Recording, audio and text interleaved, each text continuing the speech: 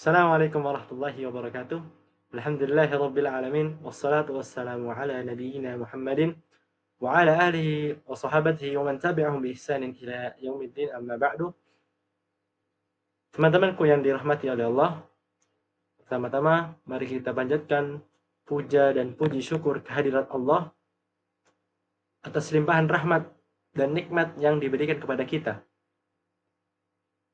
Dan kedua, salawat serta salam kepada uswatun hasanah kita, Nabi Muhammad sallallahu alaihi wasallam. Saya Khiar Atta Arsya Rahmanto dengan NIM 2025034220 selaku sebagai ketua dari kelompok pertama dalam mata kuliah Al-Iman. Video presentasi ini merupakan bagian dari tugas mata kuliah Al-Iman di Sekolah Tinggi Dirasat Islamiyah Imam Syafi'i di Kota Jember. Teman-temanku yang dirahmati oleh Allah, izinkan saya memperkenalkan rekan-rekan saya yang telah berjuang dalam menyusun materi ini. Saudara pertama, Ahmad Haidar Nur dengan NIM 2025-033766. Saudara kedua, Gunawan Abdul Salam dengan NIM 2025-033940. Kemudian, saudara ketiga, Muhammad Zaki 2025-034498. Kemudian, saudara Bijak Abadi dengan NIM 2025-034068. Kemudian saudara terakhir, sekaligus editor kita, saudara Pandu Giawardika dengan NIM 2025-033795. Teman-temanku yang dirahmati oleh Allah, pada kesempatan kali ini, kami akan membahas sebuah topik yang sangat penting dalam meningkatkan kualitas keimanan kita, yaitu tentang cabang-cabang iman atau yang dikenal dengan syu'abul iman. Teman-temanku yang semoga dirahmati oleh Allah, kemudian kita berlanjut ke latar belakang. Iman merupakan dasar utama kehidupan seorang muslim.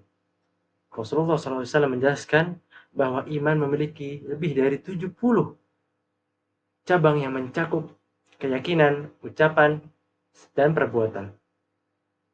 Sebelum itu, tahukah Anda semua bahwa iman kita bukan hanya sekedar di lisan? Sebagaimana Syekh Abdul Razak Ibn Abdul Muhsin Al-Badr dalam kitabnya Ziyadatul Iman wa Nuqsanihi menjelaskan definisi iman, bahwa Ahlussunnah wal Jamaah memberikan definisi untuk iman adalah perkataan hati, perkataan lisan, dan perbuatan hati dan perbuatan lisan serta perbuatan anggota badan.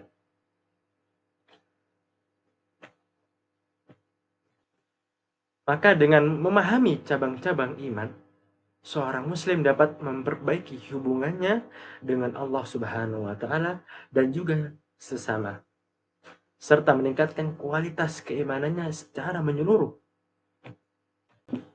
Melalui presentasi ini, kami akan mengupas atau membahas syu'abul iman untuk memahami apa saja cabang-cabang keimanan dan sebab-sebab bertambahnya keimanan yang harus kita jaga serta amalkan dalam kehidupan kita sehari-hari.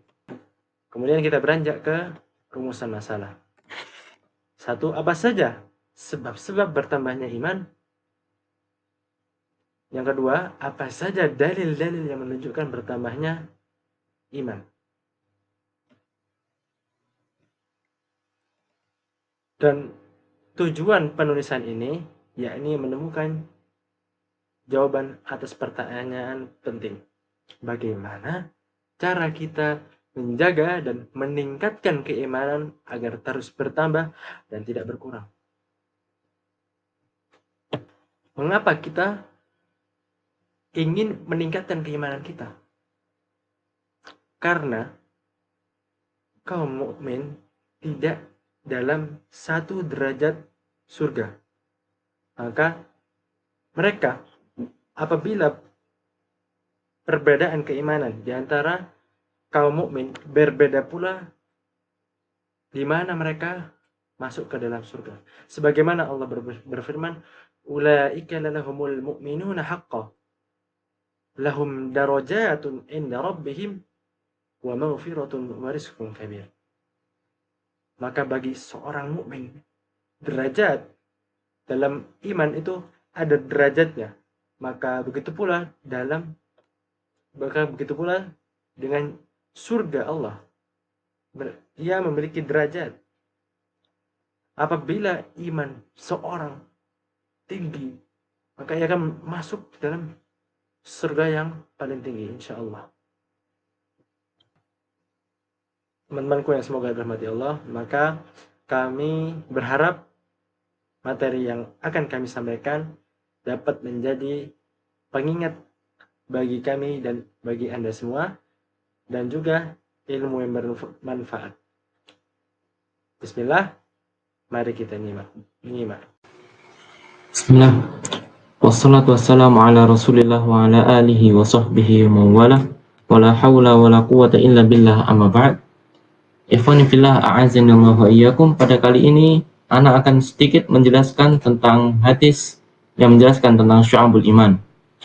An Abi Hurairah radhiyallahu an, anin Nabi sallallahu alaihi wasallam qala. Dari Abu Hurairah radhiyallahu an, dari Nabi sallallahu alaihi wasallam, beliau bersabda, al-imanu bid'un wa sab'una wa bid'un wa sittuna syu'batan. Iman memiliki sekitar 60 cabang. Fa afdaluha qawlu la ilaha illallah wa adnaha imatatul adha 'anit thariq. Maka iman yang paling tinggi adalah iman yang adalah la ilaha illallah, dan iman yang paling rendah adalah menyingkirkan gangguan dari jalan. Nabi melanjutkan, wal haya'u syu'batun minal iman, dan rasa malu merupakan sebagian dari keimanan. Muttafaqun alaih. Di sini Nabi Shallallahu Alaihi Wasallam menjelaskan bahwasannya iman memiliki tingkatan-tingkatan, dan tingkatan tersebut sangat banyak, sekitar 60-70. Dan iman yang paling tinggi Nabi Shallallahu Alaihi Wasallam mengatakan adalah iman, yaitu dengan mengatakan la ilaha illallah, tiada Tuhan selain Allah. Karena ini merupakan intisari dari agama Islam, yaitu tauhid. Dan iman yang paling rendah adalah imatatul adza 'anit thariq, yaitu menyingkirkan gangguan dari jalan. Wal haya'u syu'batun minal iman, dan rasa malu merupakan sebagian dari keimanan. Muttafaqun alaih.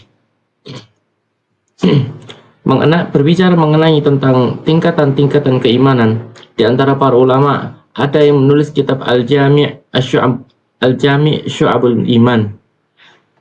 Dalam kitab ini dibahas tentang hadis yang baru saja saya jelaskan, yaitu hadis tentang tingkatan-tingkatan keimanan.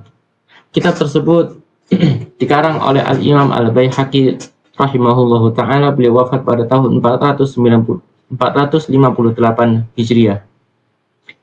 Dalam kitab tersebut memuat lebih dari 77 cabang keimanan yang terbagi menjadi 3, yaitu amalan hati, amalan lisan, dan amalan anggota tubuh. Sebagaimana yang dijelaskan oleh Nabi Shallallahu Alaihi Wasallam, yang paling tinggi adalah la ilaha illallah, mana ini adalah amalan hati dan juga amalan lisan.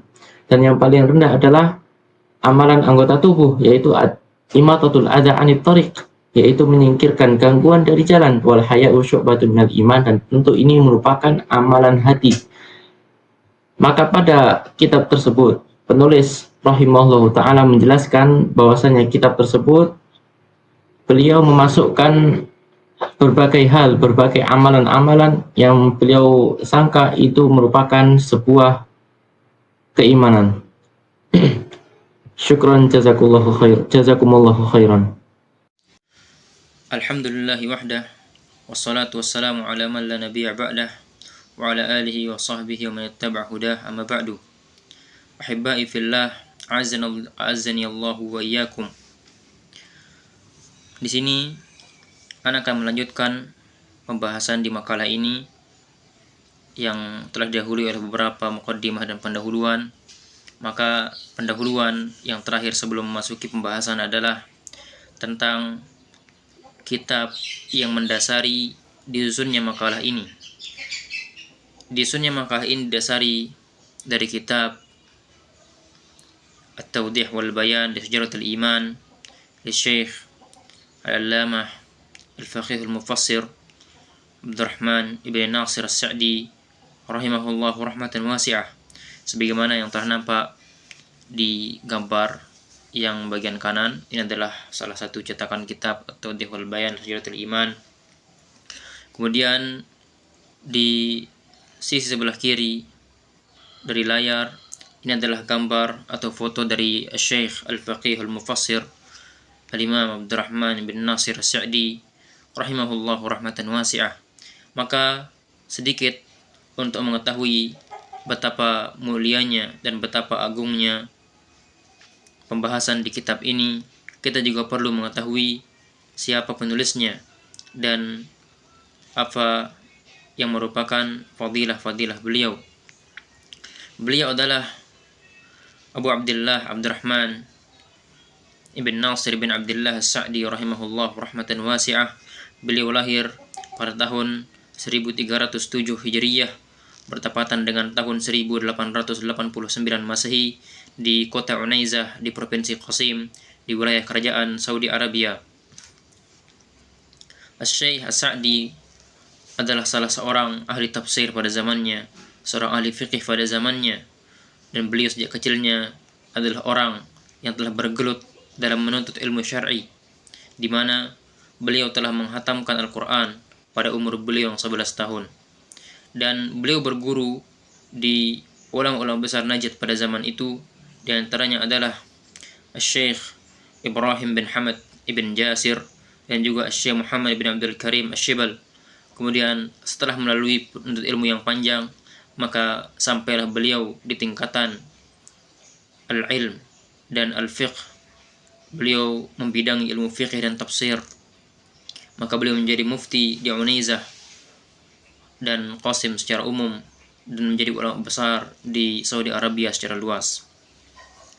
Kemudian di antara murid-murid beliau yang paling menonjol, yang paling terkenal adalah Syekh Al-Imam Muhammad bin Shalih Al-Utsaimin rahimahullahu taala, dan beliau adalah murid yang paling besar dan murid yang paling terkenal dari Syekh As-Sa'di rahimahullahu taala. Maka cukuplah dengan kita mengetahui siapa Syekh Ibnu Utsaimin rahimahullah, maka kemuliaan tersebut ada pada guru beliau, menunjukkan mulianya guru beliau itu Syekh Abdurrahman bin Nasir As-Sa'di rahimahullahu taala. Kemudian Syekh rahimahullahu taala menulis lebih dari 40 kitab, 40 judul kitab, dan di antaranya adalah yaitu yang telah berada di hadapan kita, kitab At-Tawdih wal Bayan di Syajaratul Iman, dan banyak lagi kitab yang lain di bab fikih dan juga tafsir. Syekh Abdurrahman bin Nasir As-Sa'di rahimahullah wafat pada tanggal 23 Jumadal Akhirah pada tahun 1376 Hijriyah bertepatan dengan 26 Januari 1957 Masehi di kota kelahiran beliau di Unaizah di umur 69 tahun kurang lebih.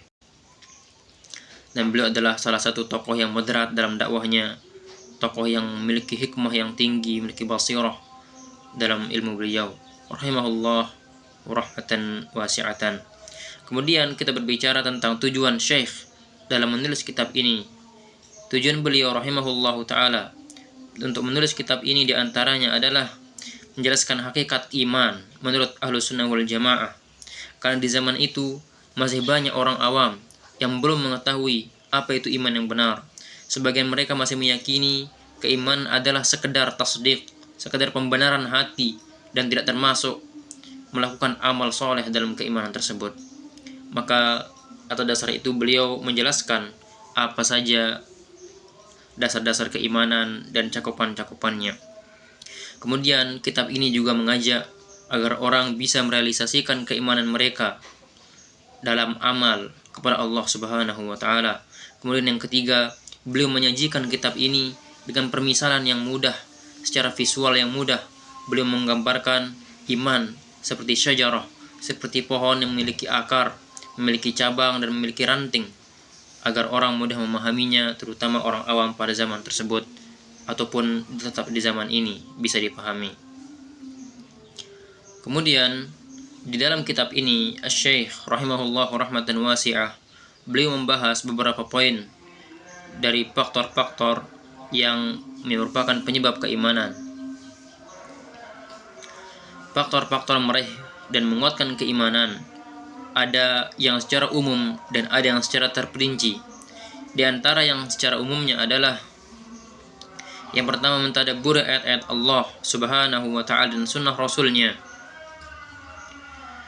Allah Subhanahu wa ta'ala berfirman, Kitabun anzalnahu mubarakul liyadabbaru Kitabun anzalnahu ilaik mubarakul liyadabbaru ayatihi waliyatadzakkara ulul albab.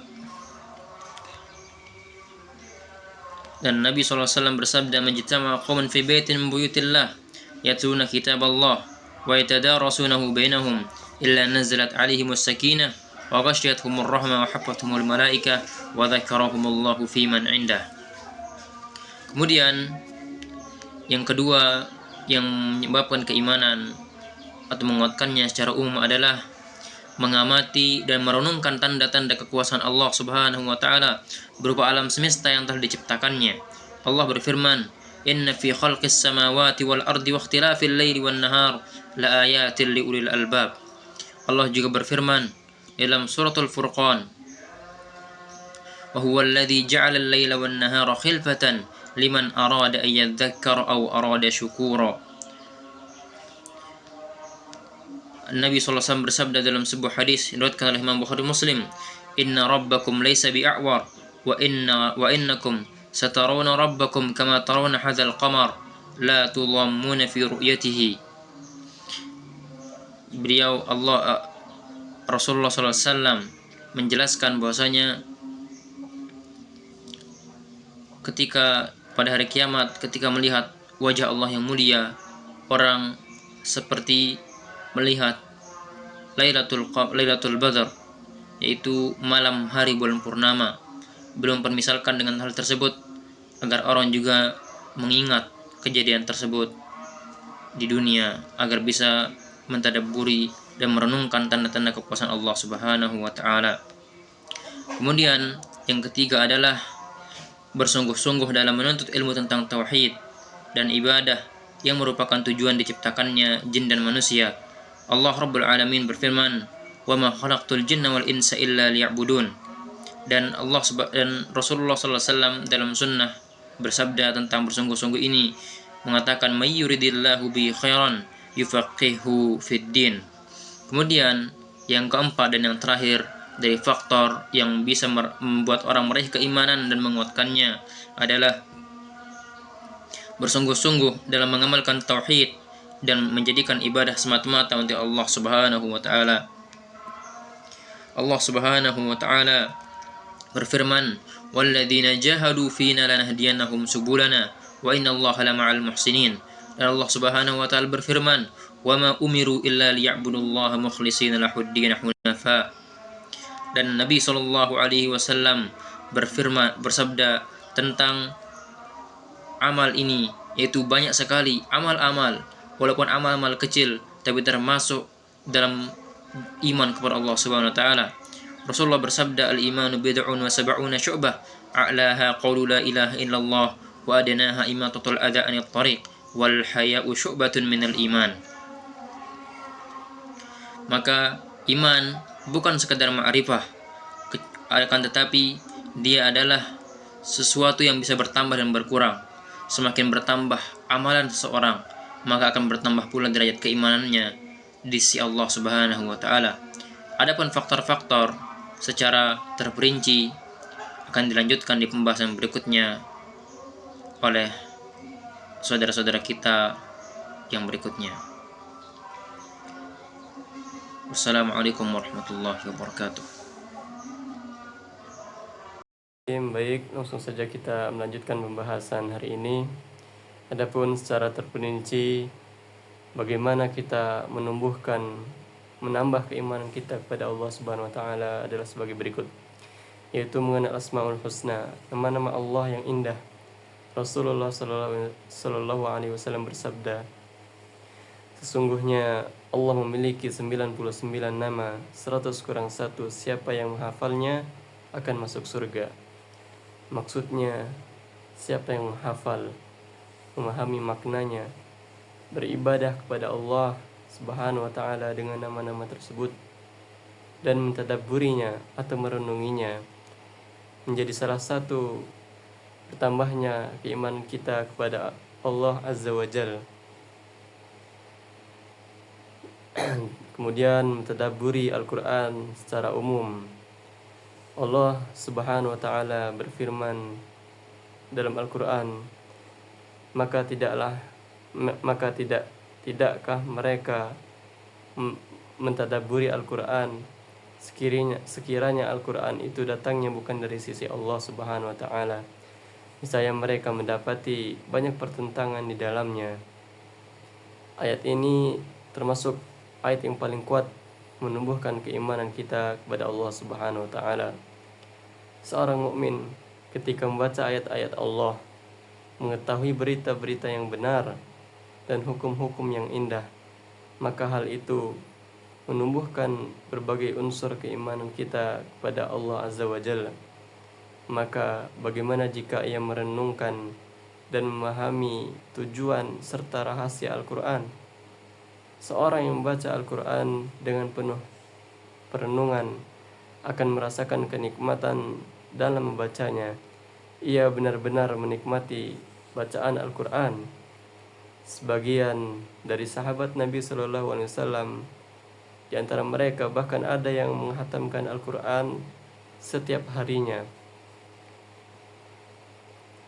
Kemudian mengenal hadis-hadis Nabi SAW. Semakin banyak seorang hamba mengenal kitab Allah dan sunnah Rasulnya, semakin bertambah pula iman dan keyakinannya pada Allah Subhanahu wa Ta'ala. Allah telah menggambarkan orang-orang yang mendalami ilmu agama. Sesungguhnya seorang hamba yang takut kepada Allah di antara hamba-hambanya ialah para ulama. Innama yakhshallahu min ibadihil ulama. Sesungguhnya orang yang takut kepada Allah di antara hamba-hambanya adalah para ulama. Dan Nabi Sallallahu Alaihi Wasallam bersabda, keutamaan orang yang berilmu dibandingkan orang ahli ibadah itu orang yang biasa-biasa saja, bagaikan keutamaan bulan purnama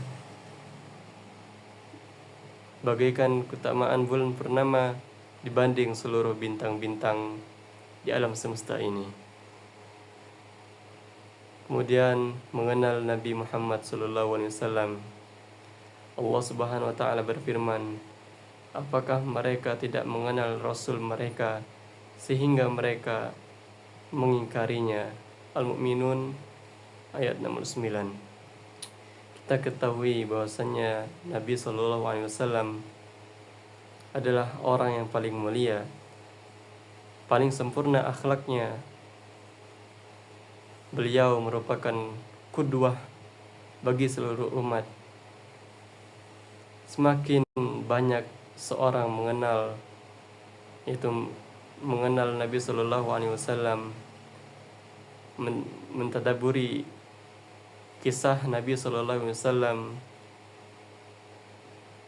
dari sebelum beliau berhijrah, maka itu adalah sebab bertambahnya keimanan seorang hamba pada Allah Subhanahu wa Ta'ala. Baik, mungkin berikutnya akan dilanjutkan oleh akhina. Ikhwati fillah, a'azani Allah wa iyyakum. Teman-teman yang semoga senantiasa dirahmati oleh Allah Subhanahu wa Ta'ala. Kemudian faktor-faktor yang dapat menambah dan menguatkan iman seorang hamba yang secara terperinci ialah bertafakur, yakni merenung tentang ciptaan Allah Subhanahu wa Ta'ala. Allah Subhanahu wa taala berfirman surat Al-Imran ayat 191 yang artinya yaitu orang-orang yang mengingat Allah Subhanahu wa taala sambil berdiri, duduk, atau dalam keadaan berbaring dan mereka memikirkan tentang penciptaan langit dan bumi. Maka dengan memikirkan dan merenung terhadap ciptaan Allah Subhanahu wa taala yang begitu banyak yang tidak dapat kita hitung, sungguh dapat menambah dan menguatkan iman seorang hamba. Karena dengan berbagai ciptaan Allah Subhanahu wa taala yang begitu agung, maka menunjukkan bahwasanya penciptanya jauh lebih agung daripada ciptaannya. Kemudian, poin yang berikutnya yakni merenungi banyaknya nikmat Allah Subhanahu wa taala, baik yang umum maupun yang khusus. Dalilnya ialah surat Al-Baqarah ayat 172 yang artinya, "Wahai orang-orang yang beriman, makanlah dari rezeki yang baik-baik yang kami berikan kepadamu dan bersyukurlah kepada Allah jika hanya kepadanya kamu menyembah." Maka di sini disebutkan, ikhwati fillah azanillahu wa iyyakum, bahwasanya keimanan akan mengajak seorang hamba untuk senantiasa bersyukur. Dan bersyukur akan menambahkan dan menguatkan keimanan seorang hamba. Maka bahwasanya iman dan syukur itu adalah sesuatu yang saling melengkapi. Seorang yang beriman akan senantiasa bersyukur dan orang yang bersyukur niscaya imannya akan bertambah dan akan semakin kuat. Kemudian poin yang berikutnya ialah memperbanyak zikir kepada Allah Subhanahu wa taala di setiap waktu. Dalilnya ialah surat Al-Ahzab ayat 41 yang artinya, "Wahai orang-orang yang beriman, ingatlah Allah dengan zikir yang sebanyak-banyaknya." Maka sesungguhnya dengan banyaknya berzikir kepada Allah Subhanahu wa taala akan menumbuhkan keimanan di dalam hati seorang hamba. Dan setiap kali seorang hamba berzikir, maka keimanannya niscaya akan semakin bertambah. Semakin seorang hamba memperbanyak zikirnya kepada Allah Subhanahu wa taala, maka niscaya iman seorang hamba pun akan semakin kuat. Jazakumullah khairan kepada Akh Muhammad Zaki yang telah menyampaikan presentasinya. Di sini saya ingin melanjutkan presentasi tersebut di bagian yang sama, namun di poin yang berbeda. Saya ingin menyampaikan yaitu di poin yang ke-8 di antara sebab-sebab bertambahnya keimanan pada diri seorang adalah yaitu mengetahui keindahan agama kita. Di dalam kalimat ini terdapat beberapa poin yang penting, yaitu yang pertama, mengenal kebaikan agama merupakan atau salah satu sebab datangnya keimanan dari seseorang. Yang kedua, Allah menjadikan iman indah di hati hambanya dan membuatnya mencintai iman, sehingga pada dalam hatinya tertancap iman yang kokoh. Berikutnya, poin yang ke-9 yaitu ihsan. Poin ini menjelaskan tentang salah satu penguat keimanan yang paling tinggi derajatnya, yaitu berusaha mencapai maqam ihsan. Maqam ini dicapai dengan beribadah kepada Allah Subhanahu wa taala seolah-olah kita melihatnya. Dan meskipun kita tidak melihatnya, tapi Allah Subhanahu wa taala melihat kita. hendaknya itu kita tanamkan dalam diri kita dalam segala hal di dalam kehidupan kita. Selanjutnya, poin yang terakhir yaitu berbuat baik atau ihsan kepada sesama makhluk dengan perkataan dan perbuatan. Karena dengan perbuatan baik ini merupakan bagian dari iman dan akan dibalas oleh Allah Subhanahu wa taala dengan kebaikan yang serupa. Ihsan kepada makhluk dilakukan melalui perkataan dan perbuatan dan yang lain-lainnya. Berbuat baik dengan harta, kedudukan, dan berbagai manfaat lainnya adalah bagian dari iman. Mungkin hanya itu yang saya bisa sampaikan. Kurang lebihnya saya mohon maaf. Sekian dari saya. Assalamualaikum warahmatullahi wabarakatuh. Selanjutnya akan dilanjutkan oleh saudara kami Khiyar, hafizahullahu ta'ala.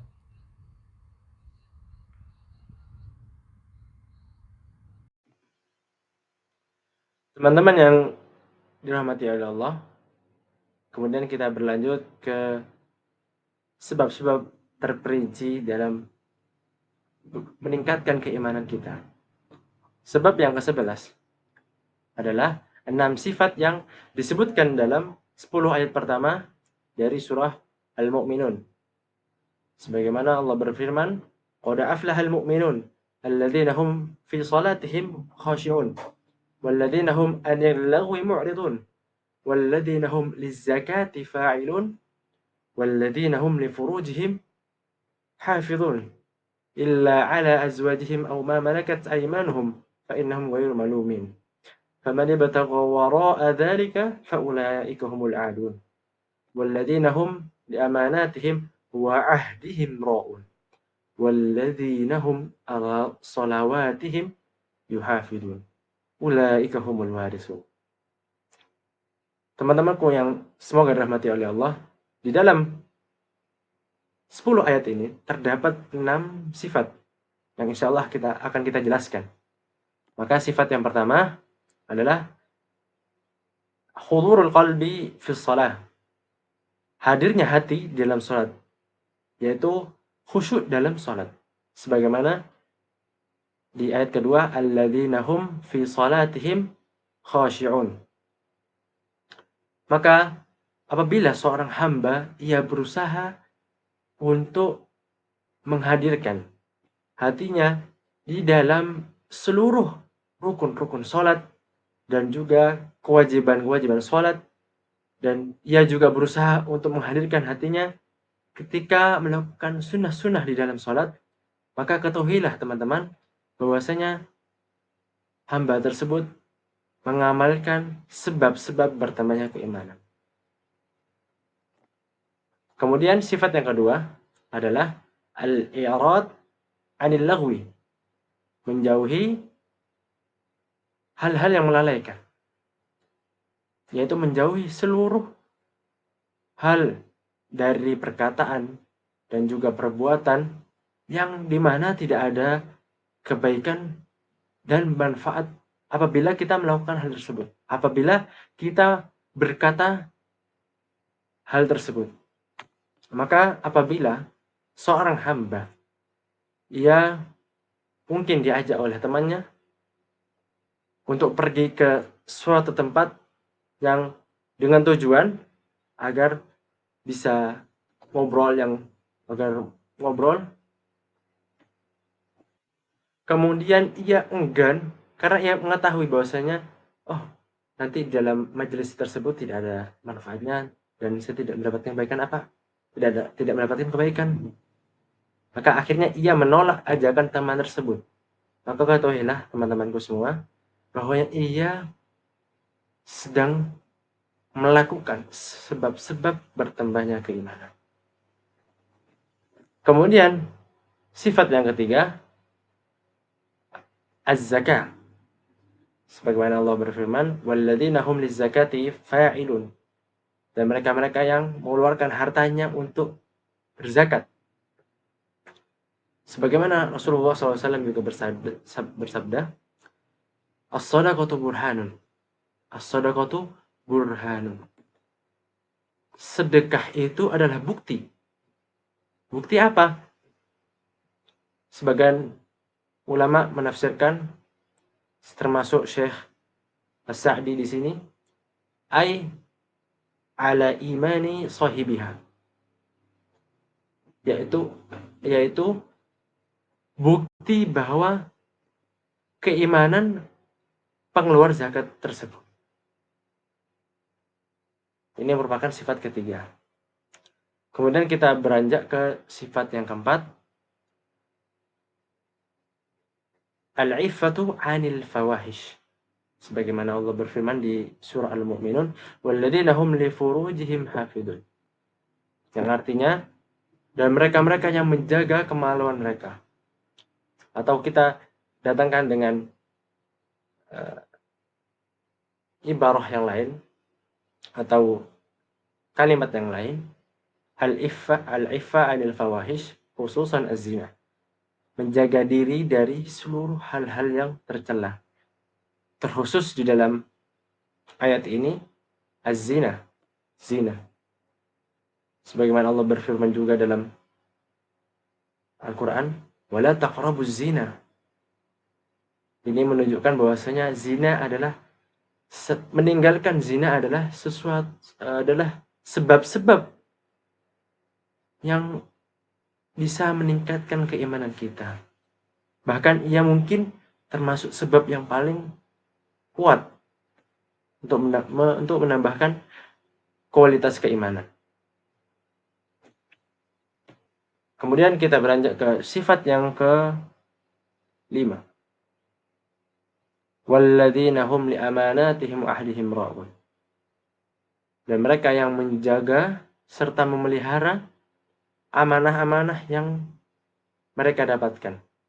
Janji-janji yang mereka dapatkan. Mereka menjaganya. Hingga Syekh As-Sa'di dalam kitabnya Syajaratul Iman berkata, apabila engkau ingin mengetahui keimanan seorang hamba, maka lihatlah keadaan hamba tersebut apabila ia mendapatkan amanah, apabila ia mendapatkan janji. Dan juga Rasulullah SAW bersabda, la imana liman la amanata lahu. Tidak sempurna keimanan seseorang bagi seseorang yang tidak memiliki amanah di dalam dirinya. Kemudian sifat yang terakhir, yaitu sifat yang ke-6, adalah al-muhafadhah 'ala salawat. Allah berfirman, walladzina hum 'ala salawatihim yuhafizun. Dan mereka-mereka yang menjaga salatnya. Apa ini maksud? Yaitu menjaga batas-batasannya, menjaga hak-hak salat dan juga menjaga waktu-waktunya.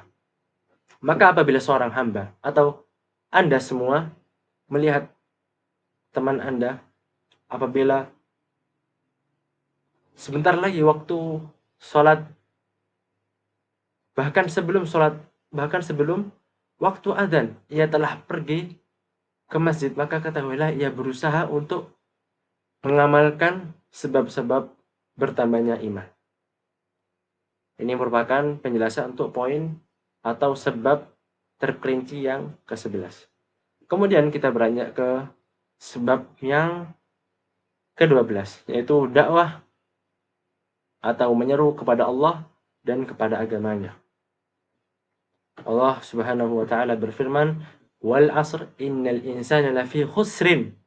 Innal insana lafi khusrin illa alladzina amanu wa 'amilus shalihat wa tawasaw bil haqqi wa tawasaw bis sabr. Sesungguhnya Allah bersumpah dengan waktu asar, bahwasanya seluruh manusia, seluruh manusia di muka bumi ini jatuh dalam kerugian. Seluruhnya. Kemudian Allah mendatangkan pengecualian. Illal ladzina amanu. Kecuali orang-orang yang beriman. Wa amilus solihat, dan beramal soleh. Wa tawasaw bil haqqi, dan saling mewasiatkan antara satu dengan yang lain, yaitu al-haq. Apa yang dimaksud al-haq di sini? Syekh Sa'di menyebutkan dalam kitabnya, huwal ilmun nafi. Ia adalah ilmu yang manfaat, wal amalus soleh, dan amal yang soleh, wad dinil haq, dan agama yang benar. Dan watawasaw bis sabr, dan saling mewasiatkan antara satu dengan yang lain, kesabaran. Maka di sini ada 4 sifat yang apabila mereka, bahwasanya mereka tidak di dalam kerugian yang Allah sebutkan. Yang pertama, yang al-iman. Al-iman, kemudian al-amalus salih, kemudian at-tawasi bil haqqi, kemudian at-tawasi bis sabr. Ada 4, teman-teman. Yang kedua pertama, al-iman dan al-amalus salih, maka ini seorang hamba menyempurnakan dirinya untuk dirinya sendiri. Al-iman, al-amalus salih, kembali kepada dirinya sendiri. Adapun yang kedua, at-tawasi bil haqqi wat tawasi bis sabri, maka ini menyempurnakan untuk selain dirinya. Begitu.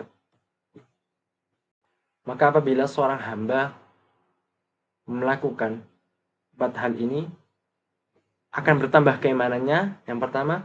Yang kedua, tidak jatuh dalam kerugian yang Allah sebutkan.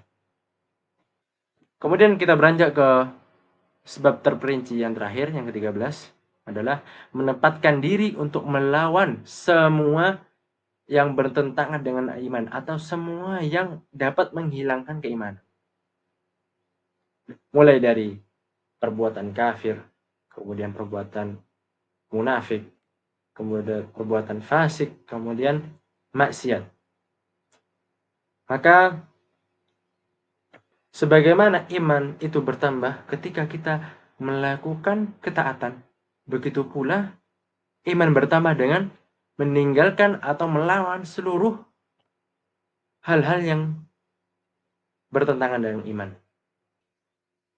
Sebagaimana Allah berfirman, wa aqimis shalah innas salata tanha 'anil fahsya'i wal munkar. Maka dirikanlah salat, sesungguhnya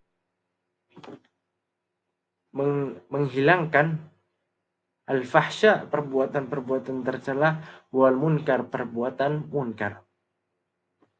Dan bagaimana cara kita melawan semua yang dapat menghilangkan atau bertentangan dengan iman? Maka ada 3. Yang pertama, al-iqla' 'anil ma'asi wa taubah mimma yaqa'u minha.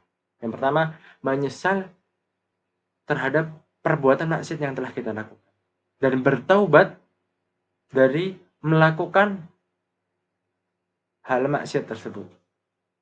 Kemudian yang kedua, al-hifdzul jawarih minal muharramat, menjaga seluruh anggota badan dari al-muharramat, perbuatan-perbuatan haram atau perbuatan-perbuatan yang dilarang di agama. Kemudian yang ketiga, muqawamatu fitanis syubhat wasyahawat, melawan fitnah-fitnah syubhat serta fitnah-fitnah syahwat. Maka ini tata cara bagaimana kita melawan semua hal yang bertentangan dengan iman. Teman-temanku yang semoga dirahmati Allah, ini merupakan penjelasan materi tentang syu'abul iman, dan kita telah berada di penghujung video. Maka sebagai ringkasan ataupun kesimpulan, terdapat 3 poin. Yang pertama, iman adalah perkataan hati, lisan, dan perbuatan hati, lisan, dan anggota badan. Jadi, iman bukan hanya sekedar kita berbuat atau mengucapkan kebaikan, tapi juga perlu perkataan hati juga, perkataan lisan, dan perbuatan hati, perbuatan lisan, serta perbuatan anggota badan. Dan definisi ini teman-teman merupakan perlawanan terhadap definisi dari sekte-sekte di dalam Islam. Kemudian poin kedua, mengerjakan ketaatan dan meninggalkan seluruh hal yang dapat menghilangkan keimanan atau bertentangan dengan iman merupakan sebab-sebab bertambahnya keimanan. Kemudian ketiga, iman seseorang akan meningkat dengan ketaatan dan menurun dengan akibat dosa. Dan jawaban atas tujuan utama adalah cara menjaga dan menambah iman adalah dengan mengetahui serta mengamalkan setiap cabang keimanan yang ada serta sebab-sebab meningkatnya keimanan. Maka mari kita pastikan setiap amal soleh, setiap perlawanan kita terhadap seluruh hal yang bertentangan dengan iman merupakan penguat bagi keimanan kita. Kami dari kelompok pertama mengucapkan terima kasih atas perhatian Anda semua, dan kami juga berharap materi ini bisa menjadi bekal ilmu bagi kita semua, serta termasuk dari ilmu yang bermanfaat bagi kita. Kami mohon maaf atas segala kekurangan dalam penyampaian, serta juga dalam materi. Subhanallah wa bihamdika asyhadu an la ilaha illa anta astaghfiruka wa atubu ilaik. Kami kelompok pertama pamit undur diri. Assalamualaikum warahmatullahi wabarakatuh.